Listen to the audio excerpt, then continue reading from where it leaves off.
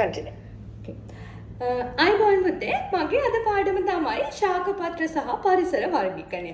පුතාලා අපිත් මාත් එක්ක දැන් එළියට ගිහිල්ලා මොනවද බලලා ආවේ? අපි දැක්කා එක එක වර්ගයේ ගස්. එක එක වර්ගයේ පාත්‍ර. එතකොට අපි දැකපු ගස් මම මේ වෙලාවට වර්ගීකරණය කරා මේ පුතේ ගහක්, මේ පුතේ පැලයක්, මේ වදුරක් සහ මේ වැලක් කියලා. ඉතින් ඔයාලට දැන් මතකයිද මම මොනවද කිව්වේ කියලා එළියේදී? හරි. දැන් අපි එකතු කරන් ආවනේ ශාක පත්‍ර ටිකක්. අපි ඒකයි අපි දැක්ක අර ලොකු අඹ ගහ. එතකොට අපේ පාසලේ තිබ්බ ලොකු කොස් ගහ ඔයාලට මතකයිනේ. ඉතින් අපි යන්නේ ලොකු කොස් ගහ අපිට ඊට පස්සේ අඹ ගහ ඒ වගේ වෙන ප්‍රයෝජන මොනවාද? පුතාලා දැක්ක නේද? ගහේ කුරුල්ලෝ හැම ඉන්නවා. ඉතින් ඇයි ගහේ කුරුල්ලෝ ඉන්නේ? ගහේ කුරුල්ලන්ට ලොකුම ප්‍රයෝජනයක් තියෙනවා. අංක එක තමයි එයාලට ඒ ගහේ ඔයා දැක්කද අර කොස් කන කුරුල්ලෝ ටිකක් හිටියා. ඉතින් යාලා කොස් වලින් යාලගේ බඩ පුරව ගන්නනේ. පුතාලා කොහොමද බඩ පුරව ගන්නේ? පුතාලා බඩ පුරව ගන්නවා යාලා අම්මා කෑම හදලා ඉවරනේ. ඒත් කුරුල්ලොන්ගේ අම්මලට කෑම හදලා දෙන්න බෑ.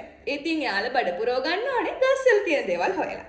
අන්න ඒ නිසා තමයි ගස් පුතේ අපිට වගේම සත්තුන්ටත් වැදගත්.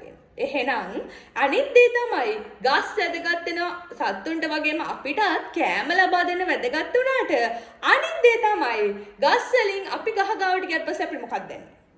අපිට ගහ ගාව පන්ති කාමරේ තියෙන මේ රස්නෙට වඩා ගහ ගාව දැනුනේ සිසිලසක් නේද?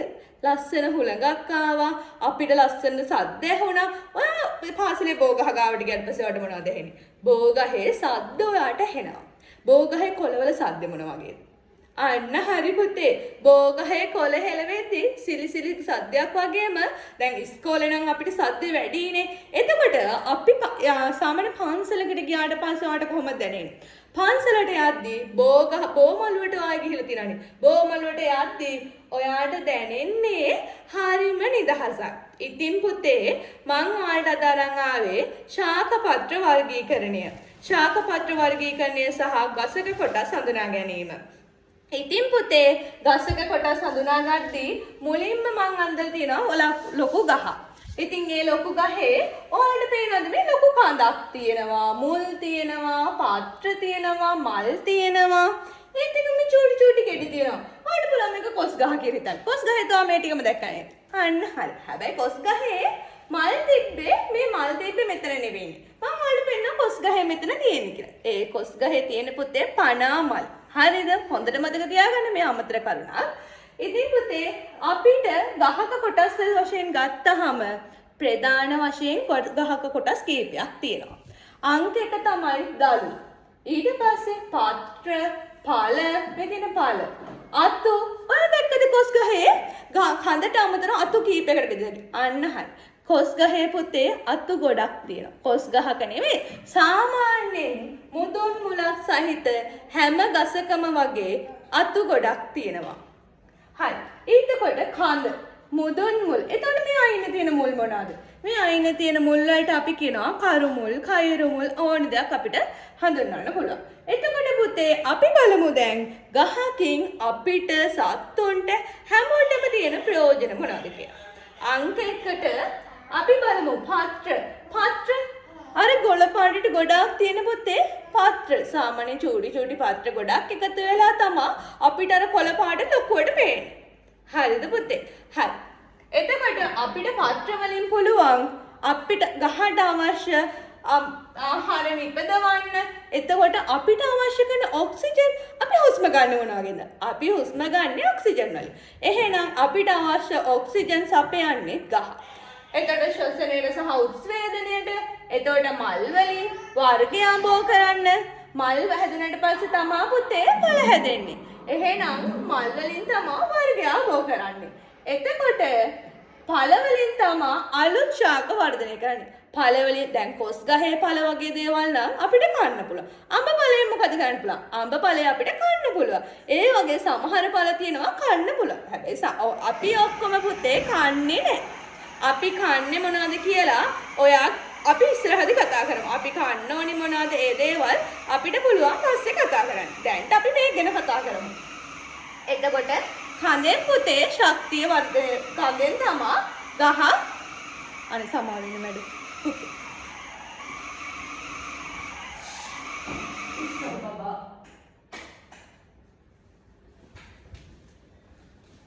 sorry. එතකොට කඳෙන් තමයි ගහ රඳවා තබා ගන්න ශක්තිය ලැබෙන්නේ. කඳ ලොකු වෙන තරමට ගහට ලැබෙන ශක්තිය වෙනස්. සාමාන්‍ය කඳ හීනියේව නම් අලකලිර පැපොල් ගස් එහෙම වැස්සට කඩන්න. ඒ කියන්නේ පැපොල් ගස් වගේ දේවල් ශක්තිමත් නැහැ. අන්නේ හේතුව මත තමයි කඳ තවිමත් වුණොත් විතරයි ලොකු ගහක් රඳවා තබා ගන්න පුළුවන්. ඒ වගේම තමා පුතේ මුදුන් මුල තමා ශාකයට අවශ්‍ය ආහාර ජලය ඒ දේවල් khනිජ ලවණ උරාගන්නේ. ඉතින් පුතේ ගහක් කියන්නේ නිකම් පොඩි දෙයක් නෙවෙයි. ගහක් කියන්නේ ගොඩාක් දේවල් වල එකතුවක්. ඇත්තටම පුතේ අපි මේ හුස්ම ගන්නෙ ගස් නිසා. ඉතින් පුතේ හොඳට මතක තියාගන්න ඔයා අනිවාර්යයෙන්ම ගහක් කපන කෙනෙකුට උදව් කරන්නේ නැහැ. මොකන්ද පුතේ අපි ගස් කපන්න කොයි වෙලාවෙවත් උදව් කරන්නේ නැහැ. ඒ වගේම තමයි ඔයාලා ගහක් කපනවා වෙනුවට ඔයාලට පුළුවන් නම් ගස් 10ක් වගේ ඉඳන්න. අනිත් එක තමයි පුතේ ඔයාලා කොහේ හරි ගිහිල්ලා පරිසරයට පොලිතින් දාන්න බෑ. හරිද? තේරෙනවනේ. අනිත් එක තමයි ඒ දේවල් නොකරනවා වගේම ඔයාලට පුළුවන් කොහේ හරි ගමනක් යද්දී ඔයාලා ගෙදර කන රඹුටන් ඇටයක් අන්න ඒ වගේ දේවල් කොස් ඇටයක් ඔයාලා කොස් එහෙම කනවා ඇතිනේ අන්න ඒ වගේ කොස් ඇටයක් අන්න ඒ දේවල් පුතේ ඔයාලට පුළුවන් එළියේ ගිහින් කොහෙට හරි ඔයාලා ගමනක් වගේ යද්දී දාන්න. අනිත් එක ඔයාලා ගමනක් යද්දී ඔය ලස්සන මල් තියෙනවා අපි ඔයාලා ට්‍රිප් ගිහලා තියෙනවනේ අන්න හරි. ඔයාලා ගිහිල්ලා තියෙන ට්‍රිප් වලදී ඔයාලා කොයි වෙලාවකවත් ගහක කොළ නම් කඩන්න එපා පුතේ. හරි. එතකොට අපි එළියට ගිය වෙලාවේ දැක්ක පුතේ ගස්වල හැඩ එක එක වගේ. ගස්වල හැඩත් එක එක වගේ, කොළත් එක එක වගේ. ඉතින් මම ඔයාලට අදන් අරන් ආවා. අපි මේ ශාකපත්‍ර වර්ගීකරණයේ පාඩම දැන් තියෙන්නේ. එතකොට අන්න ඒකට විවිධ වර්ගයේ කොළ. හරිද?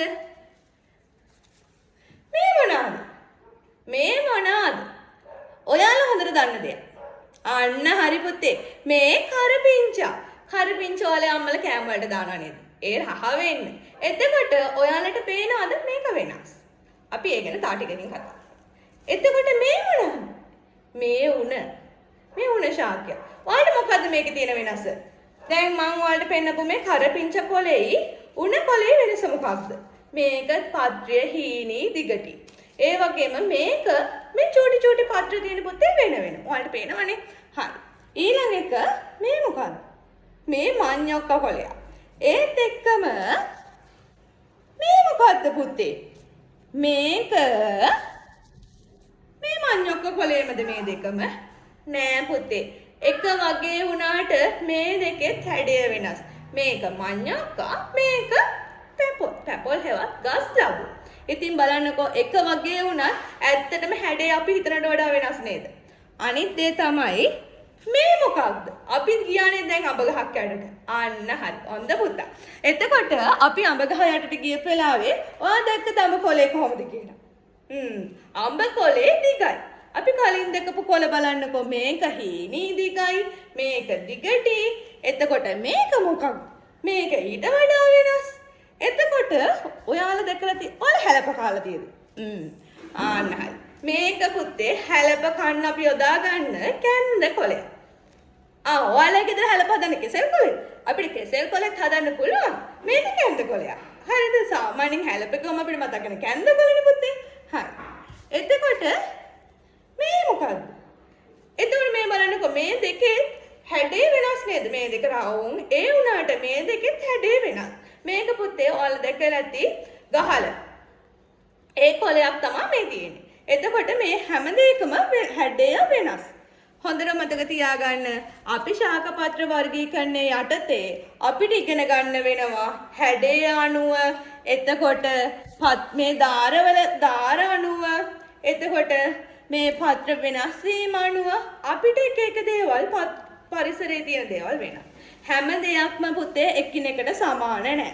හැම වෙලාවෙම ඔයාලට පුළුවන් මේ ධාරයේ හැඩේ අනුව ඔයාලා ඔය පාරට එළියට ගියාට පස්සේ ගස්වල කොළ කඩන්න නැතුව ඔයාලා බලන්න පුතේ හැම එකක්ම අපි දකින දේවල් හැමදේම එකිනෙකට වෙනස් පුතේ. දැන් මේකේ මේ ධාරය ඔයාලට පේනවද මේකේ මේ ධාරය මෙහෙම තියුම් සිහින් ඉරක් වගේ තියෙන්නේ. එතකොට මේක කොහොමද තියෙන්නේ?